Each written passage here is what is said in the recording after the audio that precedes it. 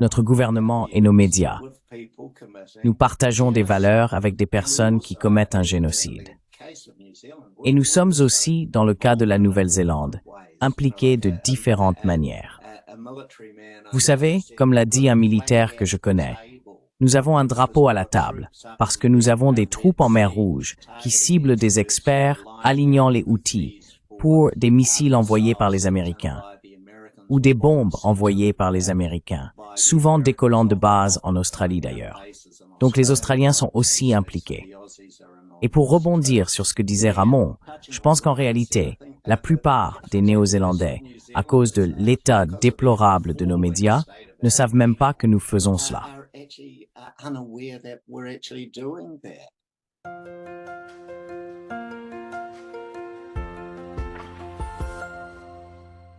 Hello everybody. This is Pascal from Neutrality Studies. Bonjour à tous, ici Pascal de Neutrality Studies, et aujourd'hui j'anime un panel pour discuter du journalisme à l'époque du génocide. Je suis accompagné de 3 journalistes basés en Nouvelle-Zélande qui ont récemment publié sur ce sujet précis. Sont avec moi Eugene Doyle, qui est déjà intervenu sur cette chaîne, Jeremy Rose, qui a passé une décennie comme producteur sur différents programmes de RNZ, et Ramon Das, maître de conférences en philosophie à Te Herenga Waka, Victoria University of Wellington. Messieurs, bienvenue. Ravi d'être ici. Merci de nous recevoir. Vous avez donc écrit cet article. Et si j'ai bien compris, il s'agissait d'une réaction à un reportage de RNZ, Radio New Zealand. Pourriez-vous nous expliquer quel est le point principal de votre article? Peut-être qu'on peut commencer avec Eugene.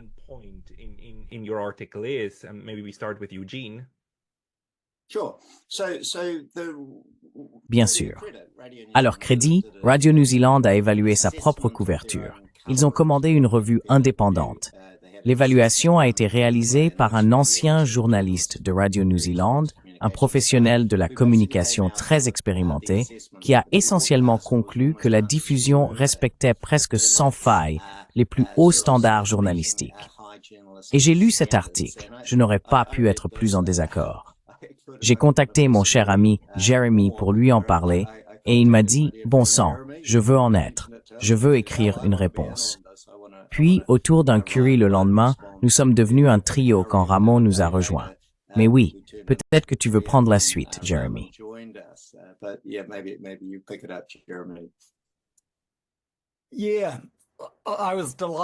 Oui, j'ai été ravi quand Eugene m'a contacté, car j'avais repoussé la lecture du rapport, étant donné que j'avais été tellement agacé par les commentaires à propos du rapport. Et comme l'a dit Eugene, cela est arrivé parce que Radio New Zealand elle-même voulait qu'une révision soit effectuée. Mais les termes de référence semblaient consister à examiner les plaintes et à voir si l'une d'entre elles était fondée. Mais en réalité, toutes les plaintes étaient déjà passées par le processus de traitement des plaintes. Donc, il examine. En Nouvelle-Zélande, nous avons un conseil des médias, l'autorité des normes de la radiodiffusion, et Radio New Zealand elle-même examine une plainte lorsqu'elle en reçoit une.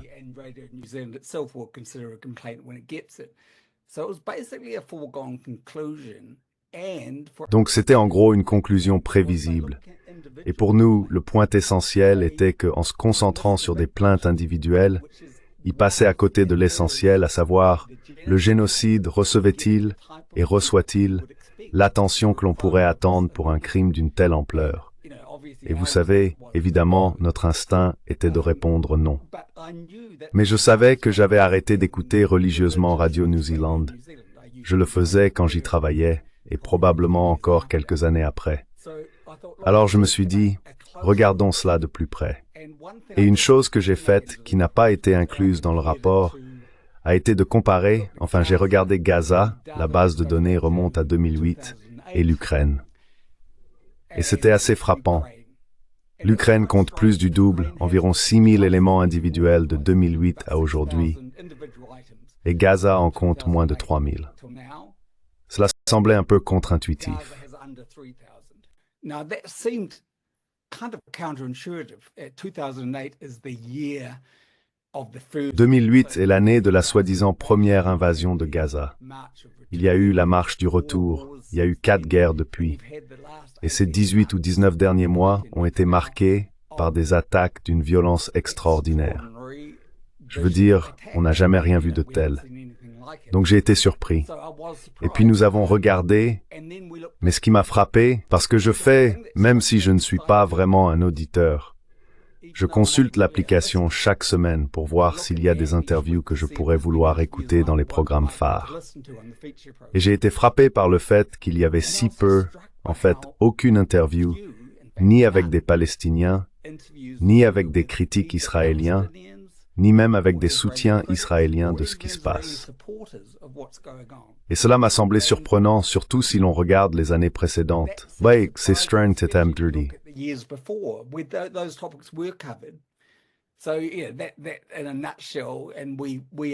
Donc oui, en résumé, et nous avons exposé, nous avons examiné des cas particuliers, mais le rapport lui-même fournit en quelque sorte une explication sur la raison pour laquelle, s'il existe un biais, ce biais pourrait exister. Et c'est la thèse de la proximité, et il l'explique. Certains auditeurs peuvent être familiers, mais l'idée de base est la suivante. Si un bus s'écrase à Wellington, cela fera la une. S'il s'écrase à Bombay, probablement pas. Mais il a étendu cela, ou ils l'ont mentionné, comme une proximité culturelle. Et la proximité culturelle, disait-il, les Israéliens nous ressemblent davantage. Ils parlent anglais comme première ou deuxième langue. Ils sont culturellement similaires. Nous devrions en être conscients. Et cela m'a complètement choqué parce que je me suis dit, eh bien, ce que vous décrivez, c'est en fait du racisme.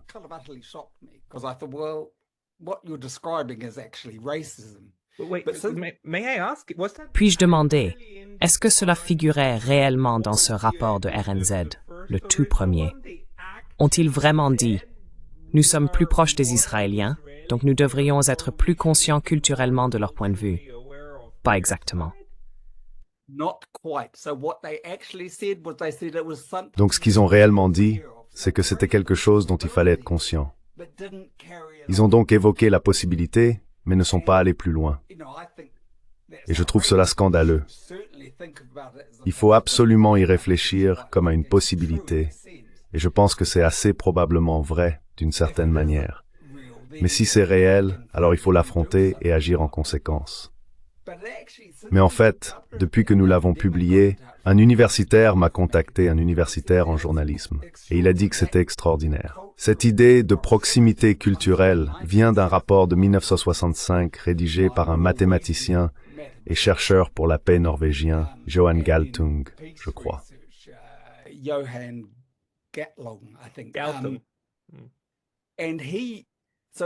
Ils ont donc examiné ce qui se passe dans le monde et ont essayé de trouver une explication au fait que les médias ne rapportaient pas avec la profondeur nécessaire ce qui arrivait aux gens dans ces pays. Et ce n'était pas de culture dont ils parlaient. Là, et j'ai écouté rapidement, il s'agit vraiment de pouvoir. Il dit, regardez, si c'est une personne puissante venant d'un pays puissant, cela sera certainement rapporté. C'est donc très pertinent pour cette discussion. Mais étrangement, ce n'est pas exploré. Et je pense que Ramon a aussi des réflexions à ce sujet qu'il aimerait partager.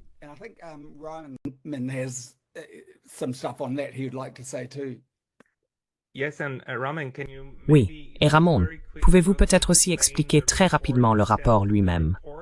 Le rapport a été rédigé en réponse à des plaintes adressées à RNZ, n'est-ce pas?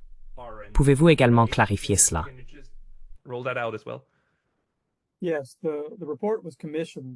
Oui, le rapport a été commandé par RNZ en réponse à des plaintes. Et comme l'ont dit Eugene et Jeremy, la personne qui l'a rédigé, je pense qu'on peut dire qu'elle avait une sorte d'attitude circulée. Il n'y a rien à voir. C'est le genre de rapport que j'imagine que RNZ serait assez contente de voir publié. Mais les aspects qui ont frappé Jeremy et Eugene m'ont également marqué, en particulier cette question de proximité. L'auteur du rapport, je pense qu'on peut le dire, a fait une observation, il n'en a tiré aucune conclusion. Mais je pense, en réalité, qu'il y a une conclusion que nous devrions en tirer, et c'est en quelque sorte l'envers de ce dont il parlait.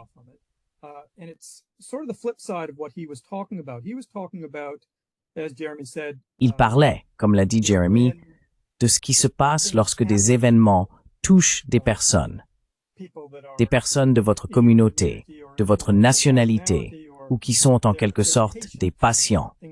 Des choses leur arrivent, et quand cela leur arrive, c'est plus digne d'intérêt que lorsque cela arrive à des gens à l'autre bout du monde. Mais bien sûr, il y a un autre aspect. Qu'en est-il des choses que nous faisons, des événements, où nous pouvons être considérés comme les acteurs de ces événements? Et je pense que c'est ce qui est pertinent ici.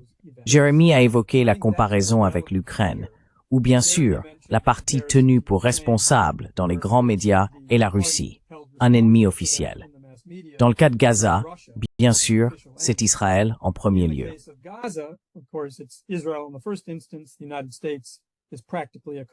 Les États-Unis sont pratiquement des complices. Mais ce sont nos alliés, en Nouvelle-Zélande et en Occident, de manière générale. Nous sommes les acteurs dans ces situations. Nous sommes les agents. Et on pourrait penser que les médias publics, ce qui est certainement le cas de RNZ, sont censés agir dans l'intérêt public. En fait, cela fait partie des principes du Conseil des médias, auquel l'auteur de ce rapport fait référence dès le début. Et ces principes précisent que les médias doivent agir dans l'intérêt public, défini en fonction de ce qui est susceptible de préoccuper les gens. Et je pense qu'il est juste de dire que le citoyen occidental moyen se soucie beaucoup ou se soucierait beaucoup s'il savait que son gouvernement et ses dirigeants commettaient un génocide, ce qui est le cas. D'accord, oui. Eugene? Oui, amen à cela. Je vais simplement vous donner cette citation directe du rapport dont parlait Jeremy. Israël, en raison du tourisme, du commerce, de son alignement occidental et de la langue, a une plus grande proximité médiatique avec la Nouvelle-Zélande que les Palestiniens et la Palestine. Et vous savez, je sais que c'est vraiment un discours qui concerne des gens comme nous. Et je pense que la tragédie dans tout cela, c'est que le rapport de Radio New Zealand a raison. Vous savez, nous partageons, pas nous personnellement, mais notre gouvernement et nos médias, nous partageons des valeurs avec des personnes qui commettent un génocide. Et nous sommes aussi, dans le cas de la Nouvelle-Zélande, impliqués de différentes manières.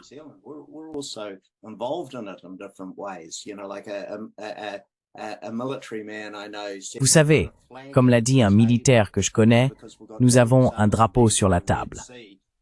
Vous savez, parce que nous avons des troupes dans la mer Rouge, des experts en ciblage qui désignent les outils pour des missiles envoyés par les Américains, ou des bombes envoyées par les Américains, souvent décollant de base en Australie d'ailleurs. Donc les Australiens sont aussi impliqués. Pour rebondir sur ce que disait Ramon, je pense qu'en réalité, la plupart des Néo-Zélandais, à cause de l'état déplorable de nos médias, ne savent même pas que nous faisons cela. Ou, juste une autre chose, que nous partageons des valeurs avec ces gens.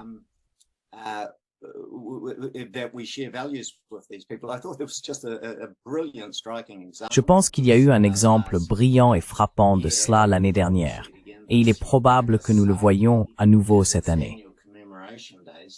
Nagasaki organise ses journées annuelles de commémoration, juste après Hiroshima, évidemment. Et l'année dernière, les Australiens, les Néo-Zélandais, les Canadiens, les Britanniques, les Américains, ils sont tous partis. Ils ne se sont pas présentés. Ils ne sont pas venus aux commémorations parce que leur cher ami, leur grand complice Israël, n'avait pas été invité. Je pense donc que cela résume très bien la situation à cet égard. Et en plus, c'est une histoire qui a été sérieusement minimisée dans nos médias.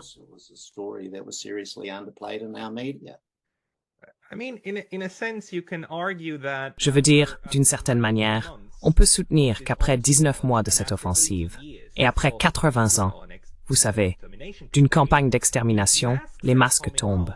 Et le fait que nous partagions des valeurs avec Israël révèle en réalité une triste vérité. Une valeur commune du monde occidental, blanc et européen, c'est le génocide à travers le monde.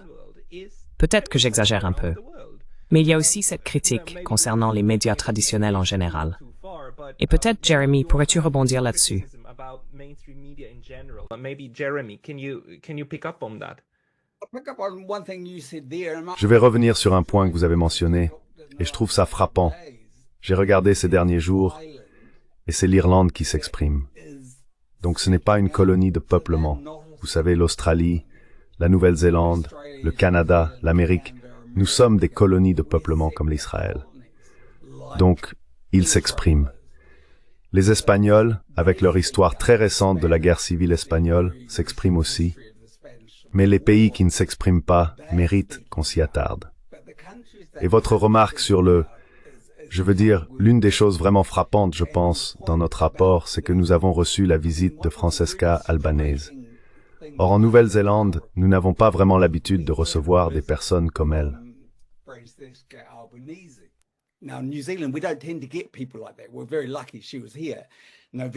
Nous avons eu beaucoup de chance qu'elle soit ici en novembre 2023, je crois, ou peut-être décembre. Il y a donc eu l'occasion d'interviewer cette personne de stature internationale, un acteur absolument essentiel dans toute cette affaire. Notre émission phare sur Radio New Zealand a été la seule à l'inviter. D'habitude, je m'attendrais à ce qu'elle ait droit à une interview de 20 ou 30 minutes. Ils l'ont reçue pour un sujet de 3 minutes, dont plus de 2 minutes ont été consacrées à Mark Regev dans un extrait de la BBC. C'était donc juste une apologie de l'armée israélienne et du discours militaire, puis ils lui ont laissé moins d'1 minute pour répondre à cela. Je veux dire, elle était dans le studio.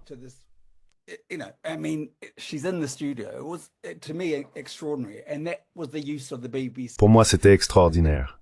Et c'était l'utilisation de la BBC.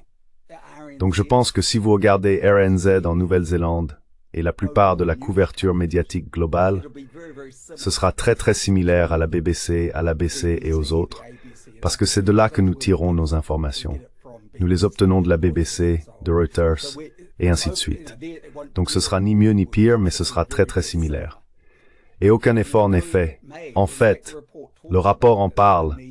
Il évoque le besoin de sources fiables. Il ne semble pas y avoir d'effort pour aller au-delà de ces soi-disant sources fiables. Je pense que tu as aussi réfléchi à cela, Eugene.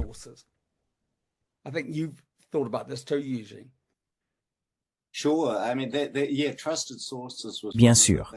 Je veux dire, oui, sources fiables était l'un des éléments qui m'ont vraiment marqué. Parce que, évidemment, si vous regardez Radio New Zealand, leurs sources fiables sont en quelque sorte un défilé des médias traditionnels occidentaux dirigés par des hommes blancs. Vous savez, la BBC, Reuters, le Guardian, tout ça. Et le problème avec cela, c'est qu'on finit par présenter les histoires d'une certaine manière. On entend certaines voix plus que d'autres.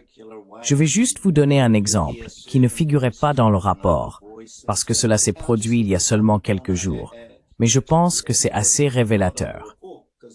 Il y avait un article dans le New York Times qui a vraiment attiré mon attention.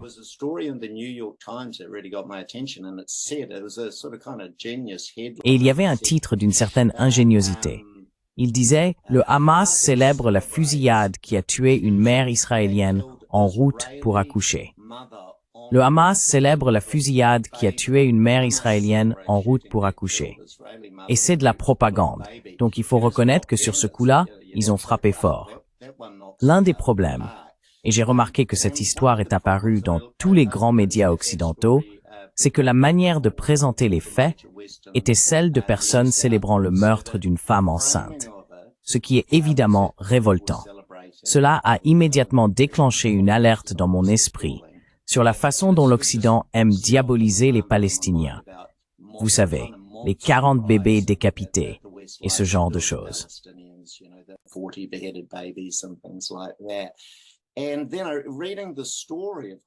Et puis, en lisant l'article, bien sûr, on n'a eu qu'un minuscule extrait d'un communiqué de presse du Hamas qui ne permettait vraiment pas de savoir.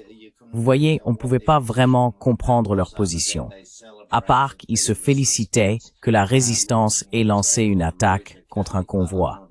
Je ne suis même pas sûr qu'ils savaient qu'une femme avait été tuée. Ce n'était pas clair.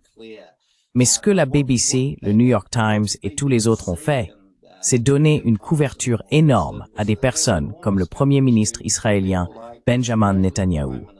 Il ne précise pas qu'il est un criminel de guerre inculpé en train de mener un génocide. Il se contente de citer Netanyahou, qui disait être profondément choqué par l'attaque horrible contre une femme enceinte.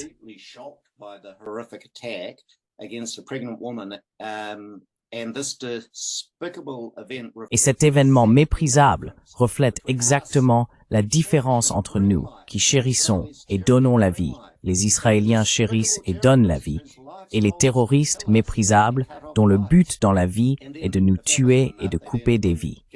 Et puis si cela ne suffisait pas, ils ont donné la parole à M. Katz, le ministre de la Défense, mais ils n'ont pas fait l'effort de vraiment parler au Hamas ou même d'inclure un extrait pertinent de leur reportage. C'est donc un peu ce dont nous avons parlé dans notre rapport, à savoir la manière dont les histoires sont présentées, les sources jugées fiables, les voix qui sont entendues, celles qui sont amplifiées, etc. Oh, et d'ailleurs, je n'ai vu aucun reportage dans les médias occidentaux, mais je l'ai certainement vu dans des sources du Moyen-Orient, citant des Israéliens appelant à la destruction totale des villages palestiniens environnants.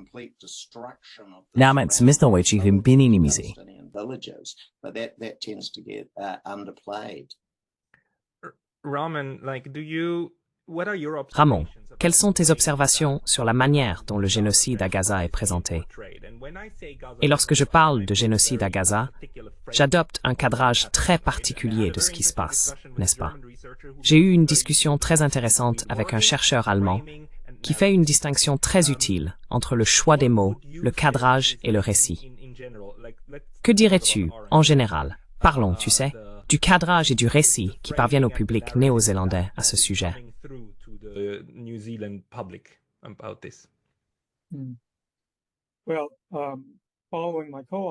Eh bien, à la suite de mes co-auteurs, je pense que tout d'abord, il faut reconnaître qu'une grande partie de la couverture internationale en Nouvelle-Zélande, y compris RNZ, s'appuie sur ces soi-disant sources fiables, la BBC, le New York Times, et ainsi de suite.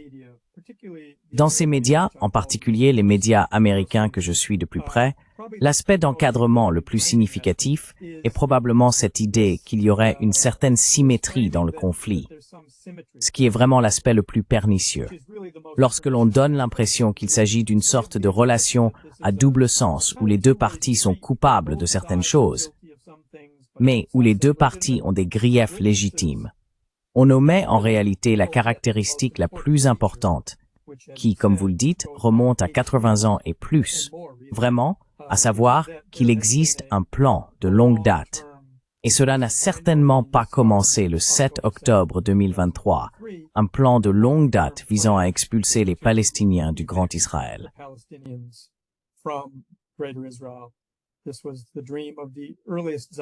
C'était le rêve des premiers sionistes, de David Ben-Gourion, le premier Premier ministre. Donc si cette image n'est pas suffisamment mise en avant, l'image qui en ressort est celle de deux camps, probablement engagés dans un conflit religieux interminable, ce qui est la perception de beaucoup de gens, qui sont pris dans une lutte sans fin. Et on passe à côté de cette vision d'ensemble. Je pense donc que c'est probablement l'aspect de cadrage le plus significatif. Mais je ne pense pas que nous devrions ignorer le fait que je n'ai pas vu cette chercheuse allemande. J'ai vu la miniature de l'interview, mais je ne l'ai pas réellement écoutée.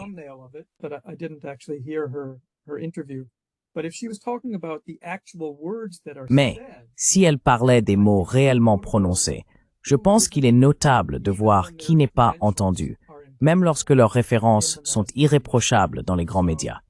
Par exemple, John Mearsheimer sur la guerre en Ukraine ou Jeffrey Sachs sur Gaza et Israël. On ne peut pas expliquer leur absence par le fait qu'ils ne sont pas européens, blancs ou autres. C'est le contenu de leurs propos qui, parce que il est présenté de manière si cohérente et convaincante, n'obtient tout simplement aucun temps d'antenne dans les grands médias. Et ça, je pense qu'il ne faut pas perdre cela de vue non plus.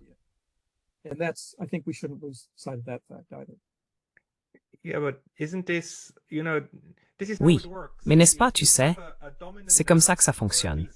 Si tu as un récit dominant, ou du moins un récit qui prétend l'être, l'une des choses qu'il doit faire, c'est expliquer, dans son propre cadre de référence, l'autre camp. Pourquoi y a-t-il des gens qui ne sont pas d'accord avec nous? Et la façon dont ils expliquent les atrocités en cours, c'est en accusant les Palestiniens d'être des terroristes, non? Et ensuite, ils accusent tous les autres qui ne sont pas d'accord avec eux d'être antisémites. Point final. Je veux dire, ce sont tous en gros des gens mauvais. Et ainsi, à l'intérieur de la bulle, tu as une vision du monde cohérente.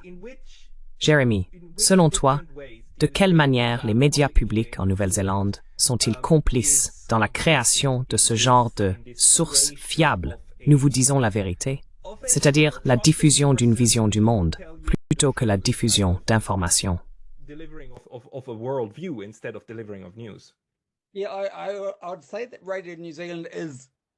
Oui, je dirais que Radio New Zealand fait partie, vous savez, du paysage médiatique plus large en Nouvelle-Zélande. Et c'est assez similaire dans le sens où elle dépend principalement de sources étrangères parce qu'ils font très peu de reportages eux-mêmes. Il peut y avoir de temps en temps une interview avec un Palestinien local. Par exemple, sur RNZ, j'en ai trouvé 2. Et les 2 fois, ils étaient accompagnés d'un Néo-Zélandais juif, pas d'un Israélien. Et je trouve ça problématique. Mais c'est sans doute une autre question. À mon avis, c'est le péché par omission. Vous avez clairement, Radio New Zealand rapporte ces derniers jours ce qui se passe à Gaza. Et c'est assez horrible.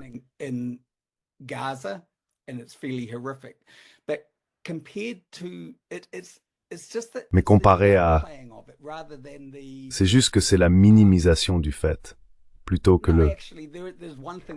Non, en fait, il y a une chose qui me dérange vraiment dans la façon dont c'est présenté. Israël obtient presque toujours, vous savez, une sorte de droit de réponse implicite. Donc vous savez, le 38e hôpital à Gaza est bombardé, et ils disent qu'Israël affirme que c'est parce que c'est une base du Hamas.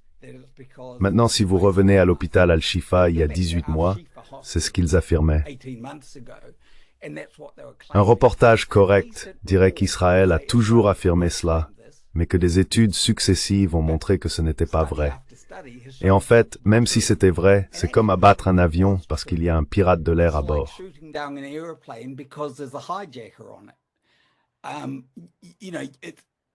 Vous savez, ce n'est raisonnable, dans aucune circonstance, même s'ils avaient trouvé des preuves. Et à ma connaissance, il n'y a jamais eu de véritables preuves. Ils pourraient aussi rapporter que des médecins sont toujours dans des prisons israéliennes où ils ont été torturés, et ainsi de suite. Donc, il manque du contexte. Et il y a un problème d'équilibre, où selon moi, l'équilibre finit par se retourner contre nous parce qu'ils disent qu'il faut donner la parole aux 2 camps de manière égale. Mais au minimum, quand il y a peut-être 60, peut-être 200 Palestiniens qui meurent pour chaque Israélien tué, si on donnait le vrai poids à cela, on n'entendrait presque jamais parler d'Israéliens. Je veux dire, vous savez, les chiffres sont tellement inégaux.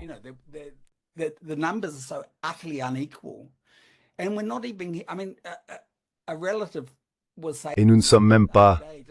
Je veux dire, un de mes proches me disait l'autre jour à quel point il est troublant de s'asseoir à Tel Aviv, de boire son café, de discuter avec ses amis, alors que ce qui se passe de l'autre côté de la frontière continue, parce que la vie est normale. Donc même ce genre de témoignage nous en dirait en fait plus sur la situation, d'une certaine manière, que ce que nous recevons. Le week-end dernier, nous avons essentiellement 4 journaux du week-end, et il n'y avait qu'un seul reportage venant de Gaza. Je veux dire, la semaine a été assez horrible. Et le seul reportage concernait le festival de Cannes, qui avait un film palestinien qui a reçu une ovation debout, et rien sur Gaza. Donc tout le paysage médiatique, oui, c'est l'omission. C'est le fait que quelque chose d'absolument horrible et évitable est en train de se produire, et que notre gouvernement pourrait agir bien davantage.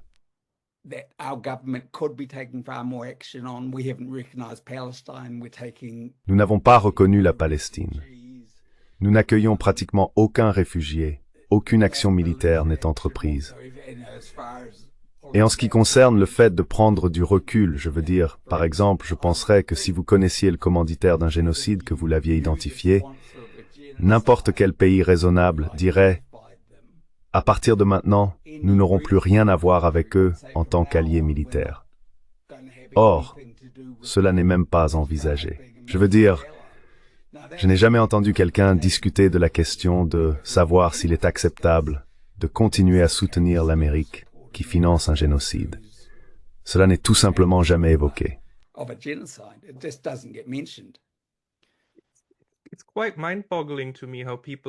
C'est vraiment stupéfiant pour moi de voir comment les gens abordent ce sujet. Parce que, vous savez, je suis suisse. Et les Suisses sont sans cesse critiqués pour avoir fait des affaires bancaires et des transactions d'or avec les nazis pendant la Seconde Guerre mondiale. Et pour avoir été, bien sûr indirectement, des soutiens du génocide nazi. Or, nous n'avons jamais envoyé de bombes. Nous n'avons jamais réellement offert de couverture politique aux nazis. Mais ce qui se passe en ce moment est tellement révoltant que je pense que cela ne laisse aux grands médias d'autre choix que d'essayer, d'une manière ou d'une autre, de tenter de résoudre la quadrature du cercle.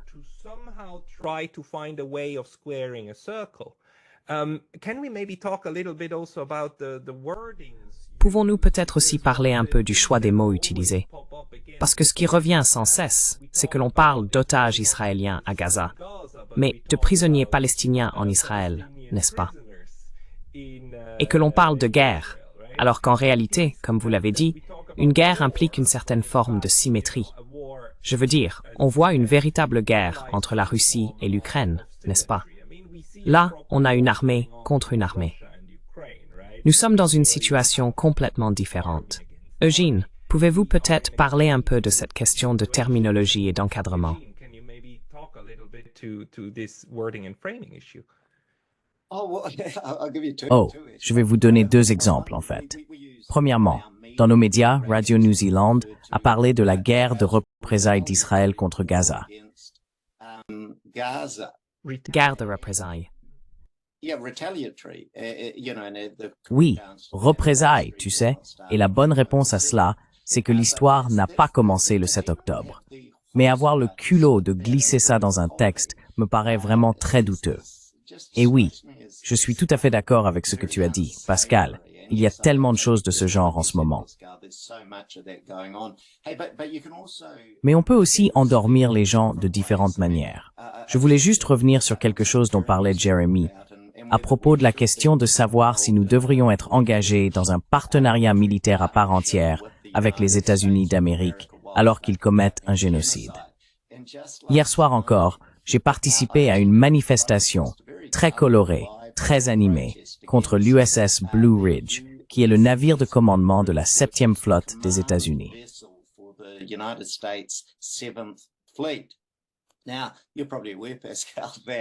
Tu sais probablement, Pascal, que la Nouvelle-Zélande dispose d'une législation très stricte contre le nucléaire.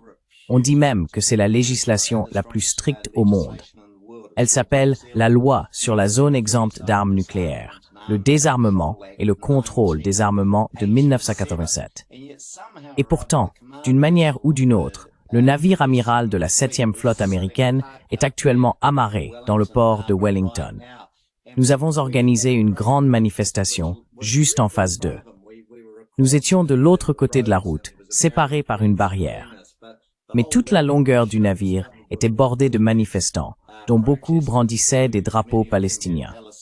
Nous avons clairement fait savoir qu'ils n'étaient pas les bienvenus dans nos eaux tant qu'ils commettaient un génocide. Voilà quelle était notre position.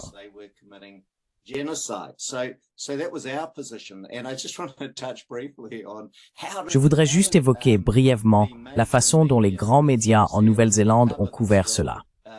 Eh bien, The Post a publié cet article ici. Le titre était « L'USS Blue Ridge, Ray Wellington de sa liste de choses à faire ». Il n'était jamais venu à Wellington auparavant, n'est-ce pas charmant? Nous devrions tous nous en réjouir. Et puis, c'était en quelque sorte un récit de voyage écrit par cette journaliste, l'une de nos meilleures, la crème de la crème. Je vais simplement vous lire les 2 derniers paragraphes, car ils résument assez bien l'état des médias néo-zélandais. Pour des raisons de sécurité, certains endroits nous sont interdits. Mais ce que nous voyons nous est fièrement présenté. Alors qu'on nous raccompagne, l'équipage nous adresse de larges sourires. Certains d'entre eux vont au rugby ce soir. Et voilà à quoi ressemble l'analyse géopolitique dans les médias grand public néo-zélandais en ce moment.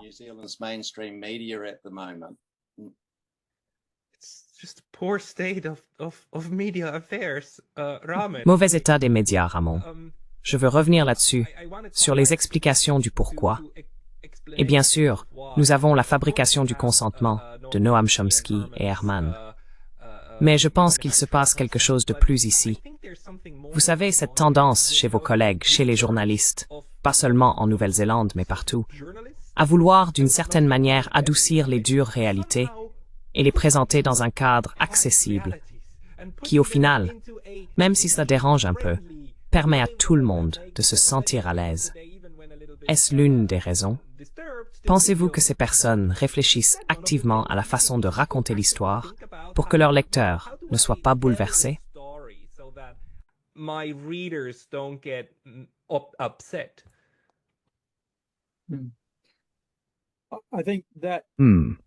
Je pense que cette question de psychologie morale est vraiment intéressante. Il me semble que c'est Chomsky lui-même qui a dit un jour que c'est rare qu'une personne pense activement. Je fais le mal et je vais tout faire pour le cacher. Au contraire, la plupart des gens, comme nous tous, sont très doués pour la rationalisation. Lorsque les circonstances l'exigent, nous inventons une histoire à nous raconter pour nous convaincre que ce que nous faisons sert le bien commun, ou que nous sommes du côté du juste au final, ou quelque chose dans ce genre.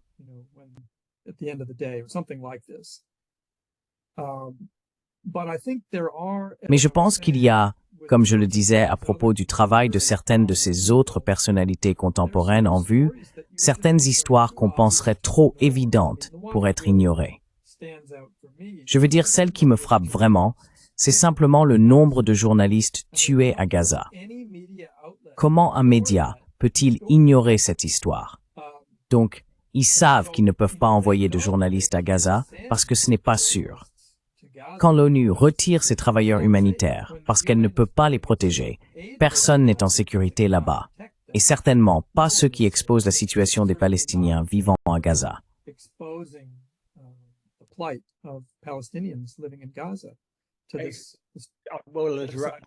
La raison pour laquelle les journalistes ne sont pas là, c'est parce qu'Israël ne les laisse pas y aller. Les journalistes iraient à Gaza, maintenant. Ils en sont interdits. Comme vous le dites, c'est de loin l'endroit le plus mortel, probablement de l'histoire, pour les journalistes en ce moment. Je veux dire, j'ai en quelque sorte compris que plus de journalistes ont été tués à Gaza que lors des guerres de l'ère seconde, Corée, Vietnam, Afghanistan, etc. réunis. Reporters sans frontières affirme avec certitude qu'au moins 35, je pense que sur ces 250, ont été ciblés et assassinés. Et je suis sûr qu'ils ont des critères très stricts. Nous savons que des maisons de journalistes sont bombardées. Nous savons aussi qu'Israël dispose de l'armée la plus high-tech du monde, avec des bombes de précision à sa disposition et une connaissance absolue de toute cette région. Donc oui, c'est un crime total contre le journalisme et l'humanité, et l'indignation a vraiment été sous-estimée.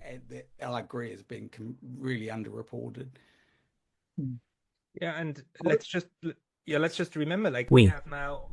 Et rappelons-nous que nous avons maintenant plus de 200 journalistes morts. Et il y a aussi un précédent, pas seulement des journalistes. Je veux dire, il y a un précédent où Israël a explicitement tué des travailleurs humanitaires de World Central Kitchen, ou quelque chose comme ça, non? Il y a un an, un peu plus, 3 voitures ont été ciblées, l'une après l'autre, et tous ont été tués. Ce n'étaient pas des journalistes, mais d'une certaine manière, ces travailleurs humanitaires étaient dans une situation similaire. Ils voulaient intervenir et faire quelque chose pour améliorer la situation, et ils ont été tués. Cela a fait la une pendant 3 ou 4 jours, peut-être une semaine. Puis c'est tombé dans l'oubli. Et Israël a dit, « Eh bien, vous savez, des erreurs arrivent. C'est la guerre. Les erreurs arrivent. »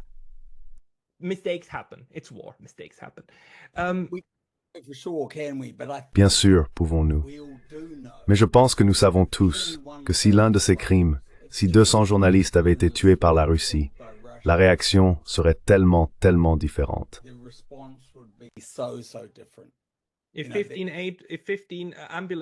Si 15 ambulanciers avaient été exécutés à bout portant par la Russie, ce serait une nouvelle mondiale, et ce serait énorme, et ce serait célébré, n'est pas le bon mot, je suis désolé d'utiliser ce terme, mais ce serait exhibé partout, comme l'histoire de Butcha. Ce serait du même ordre. Est-ce que l'un d'entre vous peut s'expliquer, encore une fois, la psychologie des collègues qui font cela?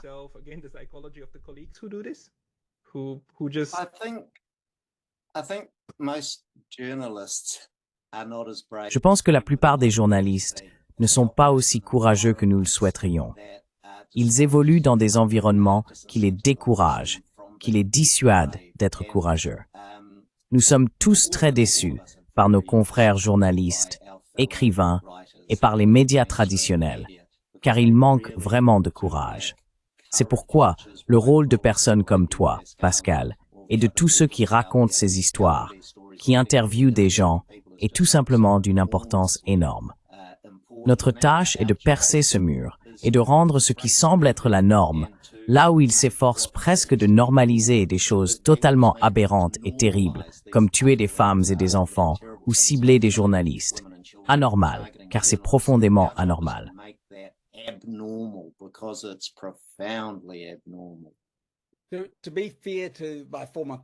Pour être juste envers mes anciens collègues, il serait très rare que l'un d'eux ait écrit un article qui fasse l'une de ces choses, car ils n'écrivent pas les articles.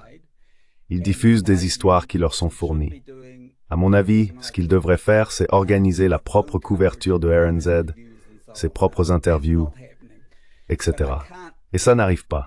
Il y a très peu de cas où je peux dire que Radio New Zealand a créé quelque chose de vraiment médiocre et que je critiquerais. L'interview d'Albanese est l'un de ces cas. Mais en général, c'est le fait qu'ils se contentent de reprendre les histoires du reste du monde, et chacun de ces sujets pris individuellement.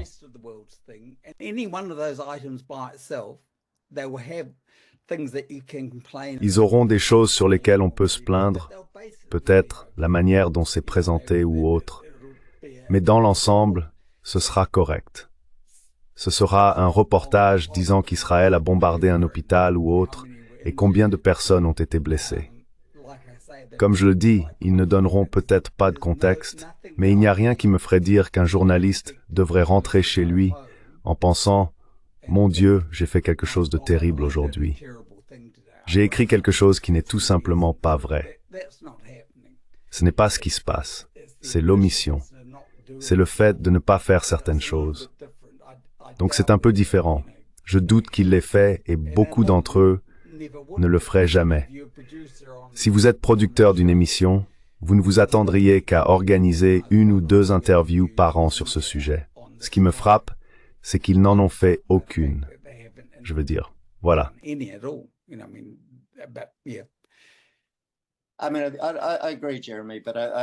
Je veux dire, je suis d'accord, Jeremy. Mais je pense que le point, et sur lequel nous serions tous d'accord, c'est le choix des sujets. Donc c'est choisir l'article de la BBC, de Reuters ou du New York Times qui ne cite que Benjamin Netanyahou, Israel Katz et des personnes de ce genre. Et nos médias participent activement à raconter cette version de l'histoire, ce qui revient un peu à ta question sur ce que ressentent ces gens ou sur le sens de tout cela. Et je pense que nous, oui, comme l'a dit C.S. Lewis, la dernière chose que nous voulons abandonner, c'est l'idée que nous ne sommes pas de bonnes personnes.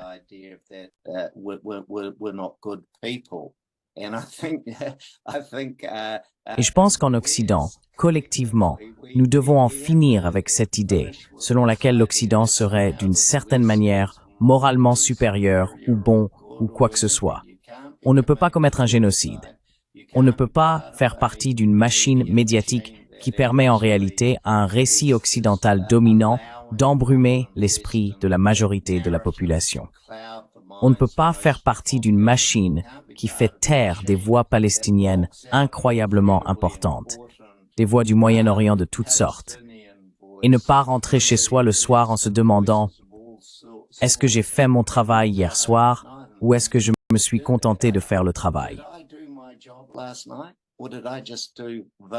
Ramon, veux-tu intervenir à ce sujet aussi? Oui, je pense que nous avons parlé du nombre de journalistes tués à Gaza. L'autre sujet qui, selon moi, est pratiquement absent des médias traditionnels concerne les attitudes israéliennes face au génocide, qui sont pourtant facilement accessibles. Il y a eu des histoires horribles de soldats de Tsahal célébrant, vous savez, des crimes contre des civils à Gaza. Ces faits sont facilement repérables.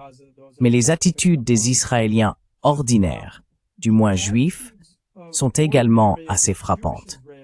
Et je pense que c'est un sujet digne d'intérêt, car elles sont très différentes de, nous avons parlé des États-Unis et des puissances européennes.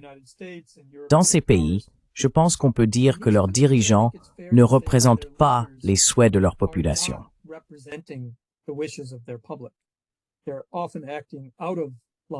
Ils agissent souvent en décalage avec les sentiments des personnes qu'ils représentent. En Israël, on ne peut pas vraiment dire cela.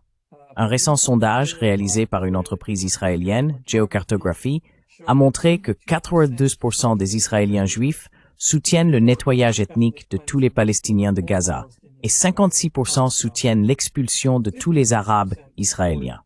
Ce sont des citoyens israéliens. Je pense donc que ces attitudes choqueraient également beaucoup de gens, mais elles ne sont pratiquement jamais abordées en détail dans les médias de masse.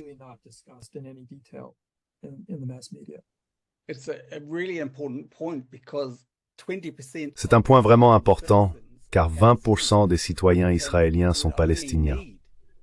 Donc en fait, dans la seule démocratie du Moyen-Orient, il suffirait qu'environ 30% des Israéliens juifs soutiennent une véritable paix pour qu'elle puisse se réaliser. Mais la réalité, c'est que le pourcentage de personnes prêtes à voter en ce sens actuellement est un chiffre. J'ai fait récemment quelque chose qui, selon moi, pourrait aider à prendre du recul historique. Je suis retourné ici en Nouvelle-Zélande, et je suis sûr que c'est le cas dans la plupart des pays. Nous avons une base de données en ligne consultable de tous les journaux remontant dans le temps. J'ai regardé deux choses. D'une part, le génocide arménien, et d'autre part, le génocide allemand en Afrique du Sud-Ouest.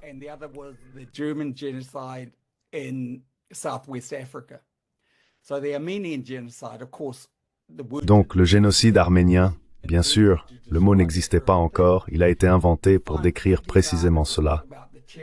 On trouve de nombreux articles sur les terribles massacres, etc., des Arméniens chrétiens.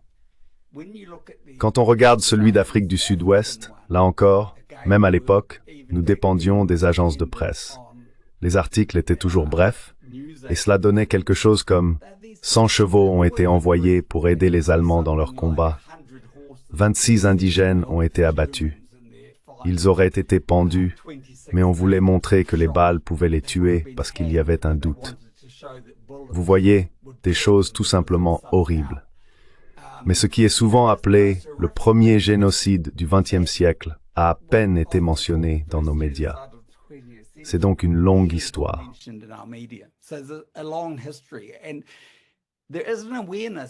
Et il y a une prise de conscience.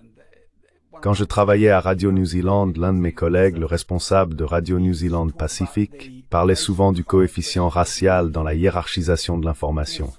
Il était suisse d'ailleurs, comme vous, et il disait, regardez, la mort d'un anglo-saxon, c'est une information. 3 ou 4 Suédois, c'est une information.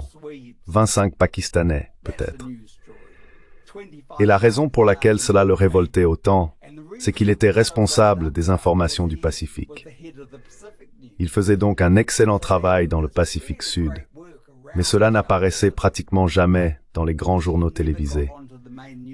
Il fallait vraiment que ce soit énorme pour qu'il juge cela digne d'intérêt. Donc, il y a une longue histoire de cette proximité. Quand c'est une information importante dans des pays puissants, les autres n'ont aucune chance d'être mentionnés.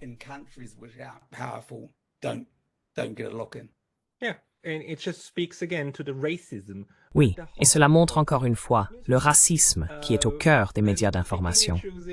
Le fait de sélectionner et de choisir. Et encore une fois, tu as déjà donné l'exemple, Eugene, n'est-ce pas, d'une femme israélienne enceinte qui meurt à cause des atrocités en cours. ce qui en soi est une chose horrible. Personne ne voudrait qu'une femme enceinte meure. Personne de sensé ne souhaiterait cela.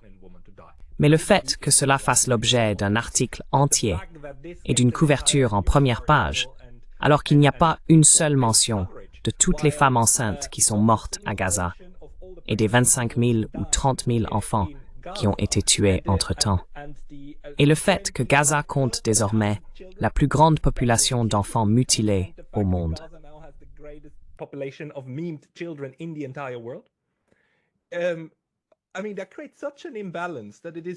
Je veux dire, cela crée un tel déséquilibre qu'il est tout simplement difficile pour la population réfléchie, dont je pense que nous faisons partie, de ne pas avoir envie de vomir.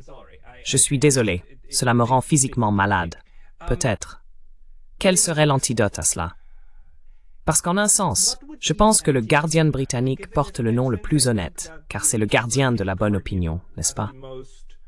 Le gardien de ce qui peut être dit, le gardien de ce qui peut être pensé, de ce qui doit être pensé. Comment pourrions-nous, si nous pouvons réformer les médias de masse, car ils ne disparaîtront pas, mais si nous essayons de les réformer, comment devrions-nous nous y prendre pour dire, par exemple, que nous avons de nouvelles normes pour nous assurer que ces abominations de fautes professionnelles journalistiques ne se reproduisent plus? Avez-vous des idées, messieurs? Commençons par Eugène. Let's start with Eugene. D'accord. Oui, et c'est une tâche incroyablement difficile. Je veux dire, nous sommes dans les médias alternatifs à cause de la médiocrité des médias traditionnels. Mais l'une des choses qui a tendance à se produire, c'est que l'on mène ces longues luttes, ces longues campagnes, et l'on se retrouve isolé, avec des effectifs très réduits. Je connais bien cela à travers des mouvements comme celui contre la guerre du Vietnam, le mouvement anti-nucléaire ou encore le mouvement anti-apartheid, les tournées sportives contre l'Afrique du Sud. Et quand ces mouvements commencent, ils sont petits, méprisés, ils sont minoritaires. Et puis avec le temps, parce que nous avons les meilleurs arguments, parce que nous sommes du bon côté, il arrive souvent, pas toujours, qu'on finisse par gagner.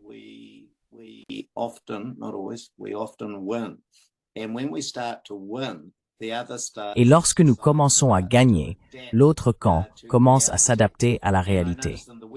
Et je remarque que dans le monde occidental, on voit maintenant apparaître ces fissures.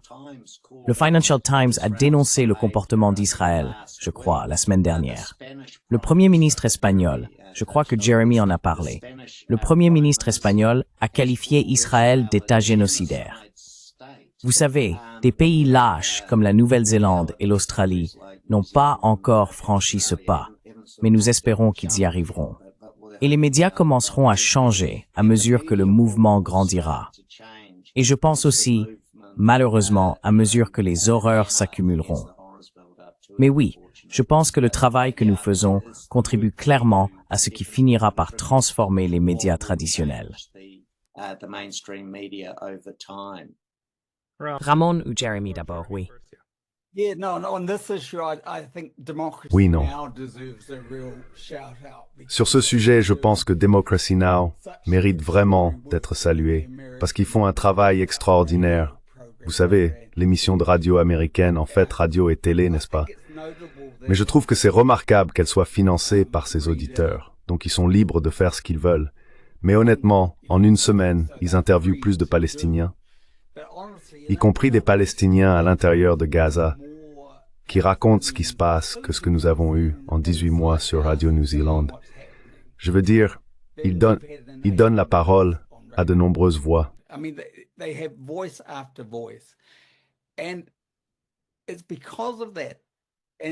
Et c'est à cause de cela, et évidemment de médias comme Al Jazeera, mais vous savez, ce n'est pas que l'information soit inaccessible à ceux qui veulent savoir.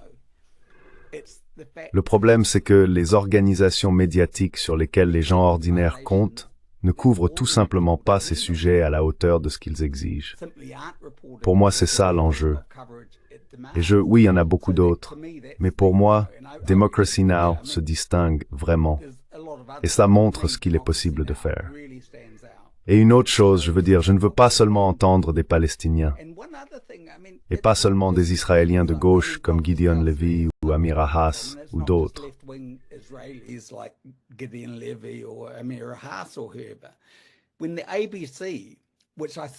Lorsque l'ABC, qui je le soupçonne ressemble beaucoup à Radio New Zealand, bien qu'il dispose de plus de ressources et réalisé davantage d'entretiens, a interviewé Francesca Albanese lors d'un panel, c'était avec, et je ne connais pas la prononciation, mais Giora Eiland, le général derrière le plan du général, l'homme qui a qualifié Gaza de gigantesque camp de concentration, un partisan du nettoyage ethnique. C'est fantastique. Nous voulons des gens comme ça à la radio. Nous voulons entendre la vérité de la bouche même des principaux intéressés. Mais nous n'entendons ni les uns ni les autres. Nous n'entendons ni les victimes, ni les porte-paroles génocidaires et sans remords, qui sont pourtant disponibles pour parler. Ils n'ont aucune honte. C'est d'ailleurs ce qui est si frappant, je pense. D'ordinaire, il est très difficile d'établir l'intention. Dans le cas d'Israël, ça va du président jusqu'en bas. Ramon, veux-tu ajouter quelque chose à cela?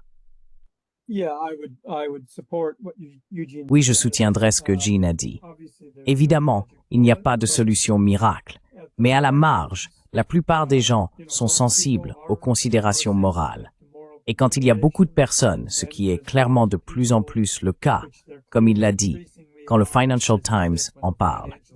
Aujourd'hui, Alastair Crooke, sur Judging Freedom, a évoqué le fait que des sénateurs républicains américains font pression sur Benjamin Netanyahou, disant que cela est inacceptable. On ne peut pas laisser des enfants brûler vifs dans des tentes. C'est juste, on ne peut pas accepter ça.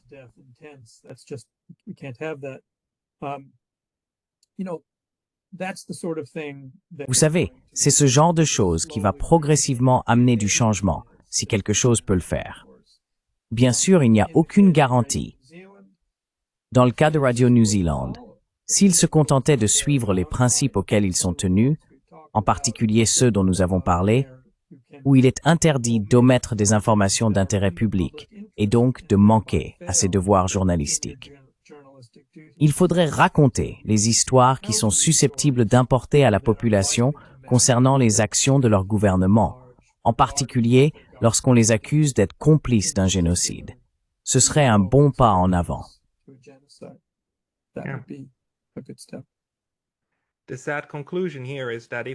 La triste conclusion ici, c'est que si nous avons du journalisme pendant des périodes de génocide, le fait même qu'il y ait un génocide est probablement une indication très forte que le journalisme ne remplit pas le rôle qu'il devrait avoir.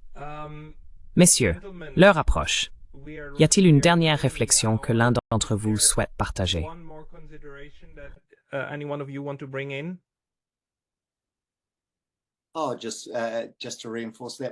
Oh, juste pour renforcer ce point, je pense que le monde serait meilleur si nous faisions entendre plus de voix. Je crois que nous sommes tous d'accord là-dessus. Et cela pourrait empêcher les médias traditionnels d'être aussi sacrément ennuyeux. La plupart d'entre nous s'en sont détachés et y sont impliqués depuis un bon moment maintenant. Et nous créons un environnement plus riche, plus intéressant, un paysage contesté, ce qui, à mon avis, rend l'actualité plus captivante. Et cela offre des opportunités de dire des vérités qui actuellement ne sont pas exprimées.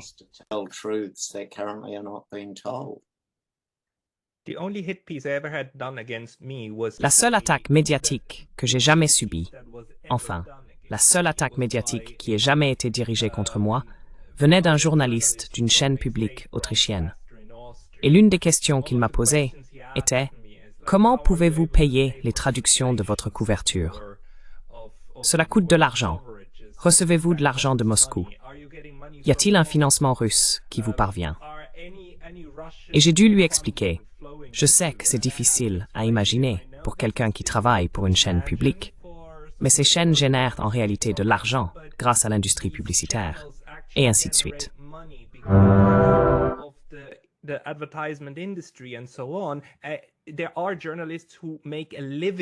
Il y a des journalistes qui vivent de leur métier, non pas grâce à des financements publics, mais en ayant, vous savez, des lecteurs et des personnes qui souhaitent les soutenir par la publicité ou par des paiements directs, n'est-ce pas?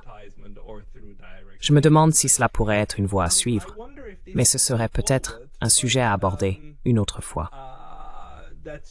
Désolé de prendre le dernier mot ici, mais Jeremy Rose, Ramon Das et Eugene Doyle, merci beaucoup pour votre temps aujourd'hui. Mais j'aime.